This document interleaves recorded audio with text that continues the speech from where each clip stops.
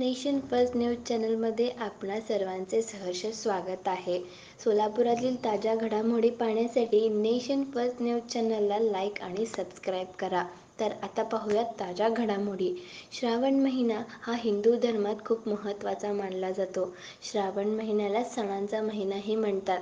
श्रावण महिन्यात भगवान शंकराची मनोभावे अनेक जण पूजन करतात व उपवासही करतात. उपवासाचे धार्मिक व वैज्ञानिक महत्त्व खूप मोठे आहे. श्रावण माहामधील 5व्या दिवशी नागपंचमीचा सण साजरा केला जातो. त्या दिवशी नागदेवतेची पूजा केली जाते. नागपंचमी सण महिलांचा खूप आवडता सण मानला जातो.